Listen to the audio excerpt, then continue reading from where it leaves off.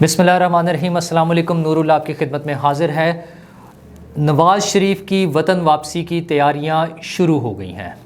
अब वो कब आते हैं और कैसे सारा प्रोसेस चल रहा है ये तो हम आपको बताएंगे ही, लेकिन उससे भी ज़्यादा ज़रूरी बात यह है कि फ़राह गोगी को एक नया वकील मिल गया है और वो धूम धड़क्के से उसकी कैंपेन चला रहा है, उसकी वकालत कर रहा है और उसकी सफाइयाँ पेश कर रहा है। और वो कौन है, हमने इस पर भी बात करनी है। और इमरान खान साहब ने जो आज प्रेस कॉन्फ्रेंस में जो उन्होंने वाइट पेपर पेश करना था उसमें उन्होंने क्या क्या बताया है, पिछली हुकूमत पर क्या इल्ज़ामात लगाए हैं और उनमें से कौन से इल्ज़ामात उन्हीं पर आते हैं, ये भी बड़ा इशू है। और शेख रशीद साहब भाग रहे हैं, भाग क्या रहे हैं, छुपते फिर रहे हैं और दरखास्तें दे रहे हैं थानों में अपनी बचत के लिए। वो क्यों परेशान है, उन्हें अपनी जान का क्या ख़तरा है और वो फ़ौज को पॉलिटिक्स में लाने पर क्यों बज़िद हैं, इन सारी चीज़ों पे हम बात करेंगे। लेकिन सबसे पहले आपको बताएं कि नवाज़ शरीफ की वतन वापसी की तैयारियां शुरू हो गई हैं। ज़ाहिर है जो ही नून लीग की हुकूमत बनी थी सब लोगों को ख्याल था कि नवाज़ शरीफ वापस आ जाएंगे। फिर उनके पासपोर्ट के हवाले से बात हुई, पहले डिप्लोमेटिक पासपोर्ट की बात हुई और फिर उन्हें नॉर्मल जो पासपोर्ट था वो इशू कर दिया गया। लोगों ने उस पर शोर भी मचाया, सारी बातें होती रही, लेकिन उन्हें पासपोर्ट मिल गया। और कुछ लोगों का तो ख्याल था कि शायद वो सऊदी अरब जाएंगे, जहाँ पे वज़ीर-ए-आज़म शहबाज शरीफ जा रहे थे, वो वहाँ तो नहीं गए। लेकिन अब राना सनाउल्लाह ने अपने एक टीवी इंटरव्यू में ये इंकशाफ किया है कि वो पाकिस्तान वापस आ सकते हैं और उसके लिए उन्होंने बताया कि वफाकी हुकूमत और पंजाब हुकूमत के पास ये इख्तियार है कि वो उनकी सज़ा मुअत्तल कर सकता है। क्योंकि हाई कोर्ट में जब पिछले दिनों उनके हवाले से एक रिट आई थी, उस पर बात हुई, हाई कोर्ट में ये कमेंट्स आए, रिमार्क्स आए कि अगर कोई जो मफरूर मुल्ज़िम है या मुजरिम है, अगर वो यहाँ पर मौजूद नहीं है तो उसको वापसी पर पहले सरेंडर करना होगा, उसके बाद कानूनी कार्रवाई बेल वगैरह के हवाले से आगे चलेगा। तो अब राना सनाउल्लाह ने ये बता दिया है कि वफाकी हुकूमत और पंजाब हुकूमत के पास ये इख्तियार है कि वो किसी की भी सज़ा मुअत्तल कर सकते हैं। और उसके साथ साथ उन्होंने मरियम बीबी के बारे में बताया है कि वो जो कैंपेन है, अवामी जो तहरीक होगी, मुहिम होगी उनकी इलेक्शन की, उसमें वो लीड करेंगी और ओवरऑल कैंपेन को ज़ाहिर है नवाज़ शरीफ लीड करेंगे।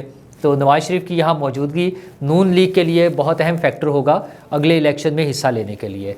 तो अब देखते हैं कि अब जो अपोजिशन है यानी इमरान खान साहब, वो इसके बारे में क्या हिकमतें अपनी अपनाते हैं और इन सब चीज़ों को काउंटर करने के लिए या इनका मुकाबला करने के लिए। वैसे तो उनका मुकाबले का कोई मूड ही नहीं है, वो तो अपनी अलग ही एक मैदान सजाना चाहते हैं। उनके ख़्याल में तो उनका तो बड़ा क्लियर ख्याल है कि अगर इलेक्शन हो और उसमें वो हार जाएं तो इसका मतलब है उसको कबूल नहीं करना, उसके नताइज को कबूल नहीं करना। उन्हें तो सिर्फ वो इलेक्शन चाहिए जिसमें वो जीत जाएं और वो प्राइम मिनिस्टर बन जाएं। और अब तो वो कहते हैं वो 2/3 मेजॉरिटी के साथ आएँ, क्योंकि उनसे बड़ी गलतियाँ हो गई हैं, किसी के सहारे पर वो हुकूमत में आ गए थे। अब वो कौन है किसी, ये तो नहीं अभी वो बता रहे, आ जाएंगे, सब कुछ बोलेंगे वो चूँकि उनका ये उनकी रिवायत है, उनका ये अंदाज़ है कि हर वो चीज़ जिससे वो इनकार करते हैं वो फिर वही काम उन्होंने करना होता है। तो वो इस पर भी आ जाएंगे। और आज उन्होंने एक वाइट पेपर पेश करना था। वैसे ये भी एक अनोखा ही वाक़या है कि वो शख्स जो कहता है कि मैंने 22 साल जदोजहद की अपोजिशन के तौर पे, वो हुक्मरानों के ख़िलाफ़ उस दौर के कैंपेन करता रहा, अगरचे उनमें से 22 नहीं आखिरी 10 साल वालों के ख़िलाफ़ है। मुशर्रफ साहब के तो वो बड़े हामी थे, उनके पोलिंग एजेंट बने होते थे, उन्हें वोट डालते थे, चूँकि उन्हें उम्मीद थी कि वो उन्हें प्राइम मिनिस्टर बना देंगे। लेकिन जब नहीं बन सके उनके हाथों प्राइम मिनिस्टर, तो उन्होंने आइंदा और लोगों से उम्मीदें लगा ली। और जो हुकूमत थी पॉलिटिकल 10 साल जो रही नवाज़ लीग की और पीपल्स पार्टी की, उनके ख़िलाफ़ तो बहरहाल वो अपनी कैंपेन चलाते रहे। तो वाइट पेपर तो उस वक्त शाया किए जाते हैं। खैर, वो जब हुकूमत में आ गए फिर उन्हें मौका मिला, वो किसी के सहारे, उनके अपने बकौल वो किसी के सहारे हुकूमत में आ गए थे। तो फिर जब वो किसी के सहारे हुकूमत में आ गए तो 3.5 साल वो उन जराइम के लिए जिनका वो प्रचार करते थे कि हुकूमत में रहने वाली पार्टियों ने जो किए हैं, उन पर कोई कार्रवाई नहीं कर सके। उनमें से कोई सबूत नहीं पेश कर सके अदालतों में, जो केसेस पहले से मौजूद थे और जो केसेस उन्होंने बनाए। अच्छा, अब तो वो फरमा रहे हैं कि हमने कोई केस नहीं बनाए। गलत बयानी, बार बार गलत बयानी। अब वो कह रहे हैं कि हमने कोई केसेस नहीं बनाए, किसी पर भी नहीं बनाए। नवाज़ शरीफ फैमिली पर केसेस बने, जरदारी साहब पर बने, جہانگیر ترین پر بنے کیسز اور لوگوں پر بھی بنے، اور اس کے علاوہ صحافیوں پر بنے۔ میر شکیل الرحمان پر کیس بنایا، 8-9 مہینے انہیں جیل میں رکھا، مطلب بغیر کسی وجہ کے۔ رانا ثناء اللہ کو وہ کیس بنایا گیا، ہیروئن ڈال کر ایک گاڑی میں ان کو جاتے ہوئے پکڑ لیا، اور وہ ایک صاحب جو ان کے وزیر تھے شہریار آفریدی صاحب، وہ درود پڑھ کر اور کلمے پڑھ کر قسمیں کھاتے تھے کہ ہمارے پاس ان کی ویڈیوز موجود ہیں، ہمارے پاس تمام ثبوت موجود ہے، وہ ہم عدالت میں پیش کریں گے، اور پھر وہ ملی ہی نہیں ویڈیوز کسی کو، وہ ثبوت آئے نہیں کورٹ میں۔ مطلب یہ لوگ آج باتیں بنا رہے ہیں کہ ہم نے کوئی کیسز نہیں بنائے۔ میر شکیل الرحمان صاحب کا میں نے ذکر کیا، اور وہ ہمارے دوست ہیں عمران شفقت صاحب اور عامر میر صاحب، ان دونوں کو اٹھایا گیا، ان پر کیس بنا، اور بڑا کلیئرلی 1 پوائنٹ کیس تھا کہ بشرا بی بی کے حوالے سے انہوں نے بات کی تھی۔ یہ ان سے برداشت نہیں ہو رہا تھا کہ بشرا بی بی کے حوالے سے کیوں بات کی، FIA میں کیس بنا کر ان کو اٹھا لیا گیا۔ خیر بعد میں وہ شخصی ضمانتوں پر رہا ہوئے، اور وہ کیس کورٹ میں چلتا رہا، شاید ابھی تک بھی موجود ہے، وہ کیس ابھی ختم نہیں ہوا۔ اچھا، اس کے علاوہ لوگوں کو نوکریوں سے نکلوایا، متی اللہ جان صاحب اغوا ہو گئے، اسد طور کو پھینٹی لگ گئی، طلعت حسین اور نصرت جاوید اور حامد میر کو نوکریوں سے نکلوایا۔ خان صاحب کیا کیا انتقامی کارروائیاں کرتے رہے ہیں آپ، یہ صرف 3.5 سال کا ٹائم ہے جس میں آپ کے یہ کارنامے موجود ہیں، اور اب وہ فرما رہے ہیں کہ میں نے تو کبھی کسی پہ کیس ہی نہیں بنوائے۔ ذاتی دشمنیوں پر، ظاہر ہے ان کی اہلیہ محترمہ کے حوالے سے جب کسی نے بات کی تو بالکل ذاتی دشمنی کے اوپر کیس بنوا کے لوگوں کو FIA کے ذریعے اٹھوایا گیا، تو یہ کیسے کہہ سکتے ہیں کہ ہم نے کیس نہیں بنائے؟ خیر یہ سارا کچھ وہ کرتے رہے ہیں، اور اب وہ ان کے پاس بتانے کے لیے کچھ نہیں ہے۔ وہ سارا مقصد آج وائٹ پیپر کا مسئلہ نہیں تھا، وہ مسئلہ تھا اپنے جو وائٹ پیپر کا نہیں تھا بلکہ کالے کرتوت جو ہے اپنے، ان کو چھپانے کا مسئلہ تھا۔ وہ بن گئے ہیں فرا گوگی کے وکیل، جی عمران خان صاحب بن گئے ہیں فرا گوگی کے وکیل صفائی کے طور پہ۔ آج انہوں نے ان کا مقدمہ لڑا، پیش کیا عوام کے سامنے۔ انہوں نے کہا وہ تو بڑی سیدھی سی عورت ہے، بڑی صاف پاک عورت ہے، ان پر کوئی الزام نہیں لگ سکتا، انہوں نے کوئی جرم نہیں کیا۔ اچھا، ابھی کچھ دن پہلے جب ان سے سوال پوچھا تو انہوں نے جواب دینے سے انکار کر دیا تھا، جیسے وہ انہیں جانتے ہی نہیں۔ پھر شہباز گل صاحب نے اور فواد چودھری صاحب نے اور باقی جو ان کے لوگوں سے جب سوال پوچھے گئے تو وہ کہتے تھے ہمیں تو پتہ ہی نہیں وہ کون ہے، ہم نہیں جانتے، وہاں تو اتنے سارے لوگ آتے تھے۔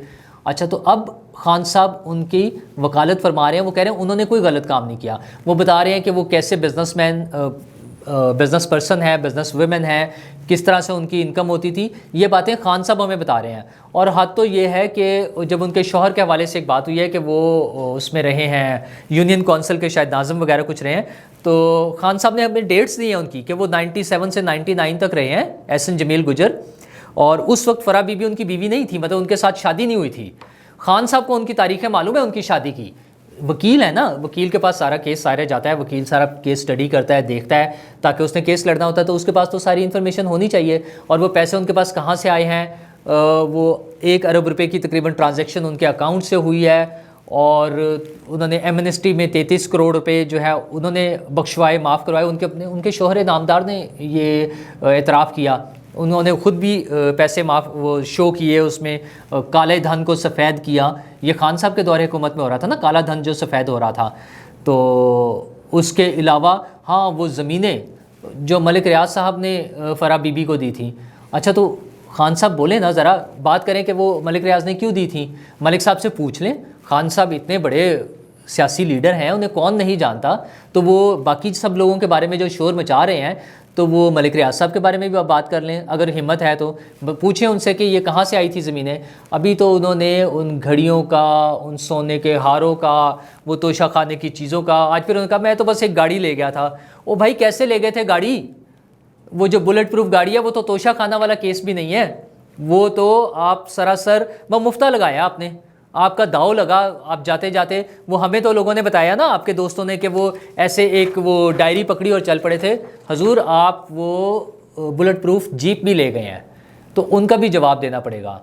خان صاحب اس طرح سے بچت نہیں ہونی۔ پھر خان صاحب نے بتایا کہ جو پاکستان پہ قرضے ہیں وہ بہت بڑھ گئے تھے، ان کے بقول صرف ان سے پہلے والی حکومتوں میں بڑھے، اور انہوں نے بتایا کہ نواز شریف اور آصف زرداری کے دور میں وہ 30,000 ارب تک چلے گئے تھے، 30,000 بلین روپیز۔ تو بات تو ٹھیک ہے، واقعی اتنے قرضے تھے جس میں تقریباً 23,000 بلین جو ہے 23,000 ارب جو ہے وہ پبلک سیکٹر ڈیٹ تھا، اور ٹوٹل 30,000 ارب تھے۔ تو جب خان صاحب 3.5 سال کی حکومت فرما کے یہاں سے تشریف لے گئے، خیر تشریف تو وہ نہیں لے جانا چاہ رہے تھے، انہیں دھکے دے کے، اور خیر لوگ تو بہت سی 9 اپریل کی باتیں کرتے ہیں، اس میں ہم نہیں جاتے، پتہ نہیں کیا ہوا تھا، لیکن جیسے انہیں نکالا گیا، جب وہ 3.5 سال بعد نکل گئے ہیں، تو پھر پاکستان کے قرضے کتنے تھے؟ 53,000 ارب، 53,000 ارب روپے کا قرض ہے پاکستان پہ۔ اگین اس میں جس طرح وہ 30,000 ارب کرتے ہیں پچھلی حکومتوں کا، تو اس میں جو پبلک سیکٹر ڈیٹ ہے، پرائیویٹ سیکٹر ہے اور لائبلٹیز ہیں، وہ سارا ملا کر جو بنتا ہے وہ 53,000 ارب بنتا ہے۔ تو جتنا قرض ان دونوں حکومتوں نے 10 سال میں لیا تھا، اتنا قرض خان صاحب نے صرف 3.5 سال میں لیا ہے۔ کیا اور کیا ہے؟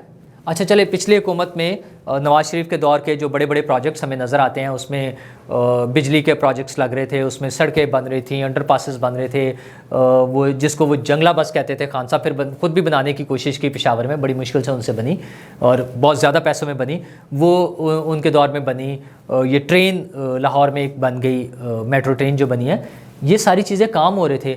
خان صاحب کے دور میں وہ لنگر خانے بنے ہیں صرف، اچھا وہ بھی اپنے نہیں ہیں، وہ سیلانی فاؤنڈیشن کے لنگر خانے تھے، ہاں اس کے نام پہ زمینیں لی ہیں، ملک ریاض سے زمینیں لے کر اور وہ فرح بی بی کے نام ٹرانسفر کرا دیں۔ تو حکومت کا جواب تو نہیں دینا پڑے گا۔ اور ہاں وہ یاد نہیں رہا، روحانی یونیورسٹی بھی تو انہوں نے بنائی ہے، جہاں پہ 37 اسٹوڈنٹ پڑھتے ہیں، 37 اسٹوڈنٹس وہاں پہ زیر تعلیم ہے۔ خان صاحب کے دور میں اتنا بڑا کارنامہ ہوا ہے، اور قرضہ وہ 10 سال کا جو نون لیگ اور پیپلز پارٹی کے دور میں لیا گیا، اتنا قرضہ خان صاحب نے 3.5 سال میں لیا ہے۔ تو وہ کون کھا گیا؟ خان صاحب جواب تو دینا پڑے گا نا۔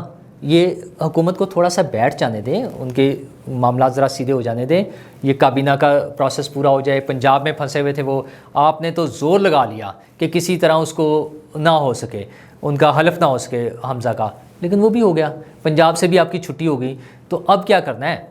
اب خان صاحب نے کرنا ہے احتجاج، اور اس کے لیے اب انہوں نے کہا چاند رات کو جو ہے نا وہ ریلیاں نکالیں گے۔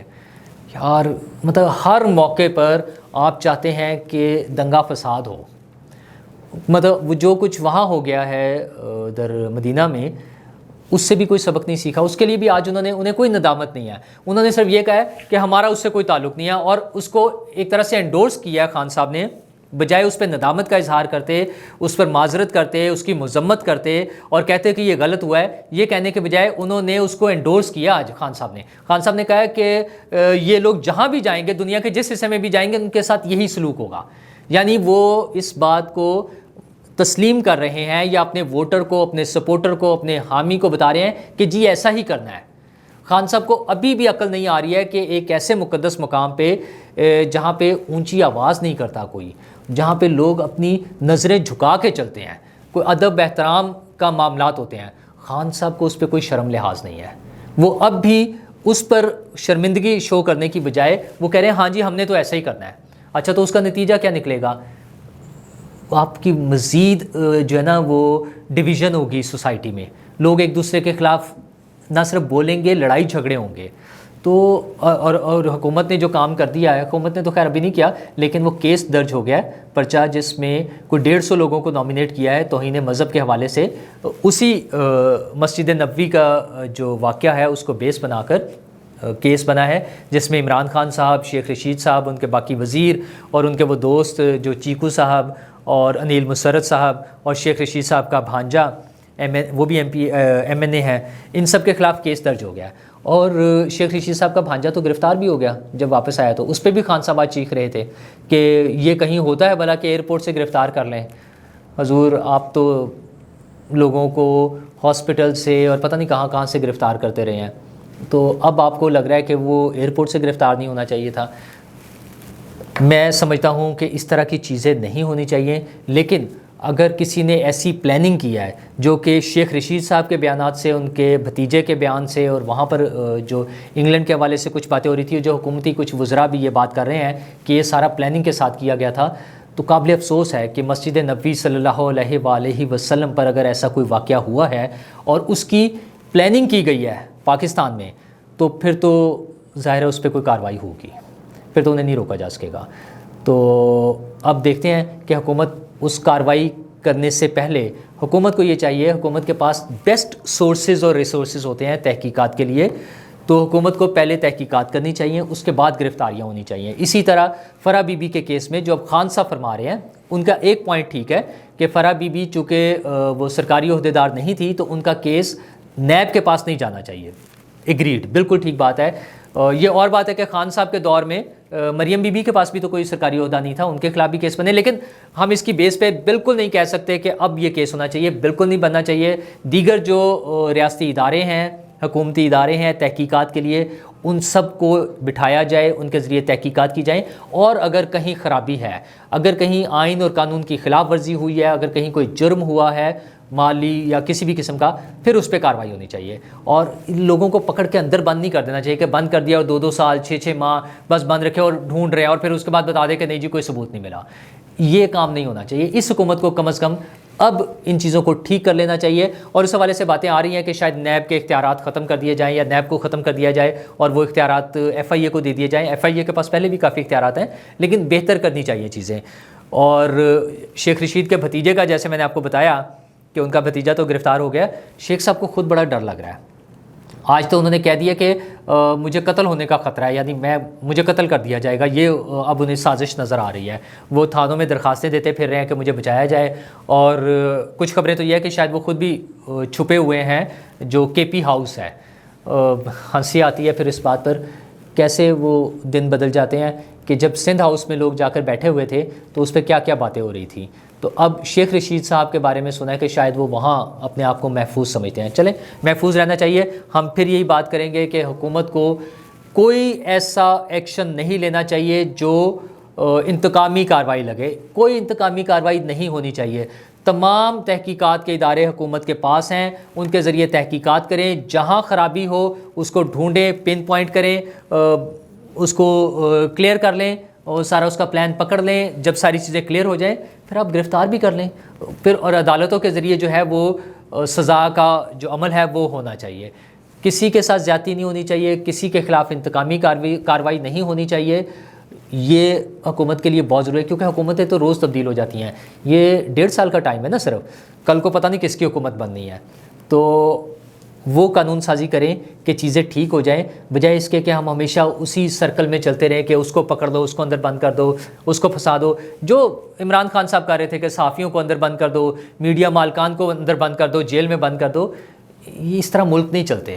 ہم نے اگر ترقی کرنی ہے تو مہذب معاشروں کی طرح چلنا ہوگا، اچھے طریقے سے چلیں۔ یہ ہمارا ملک ہے، 22 کروڑ لوگ اس میں بستے ہیں، ان کا خیال کریں، ان کو ساتھ لے کے چلیں۔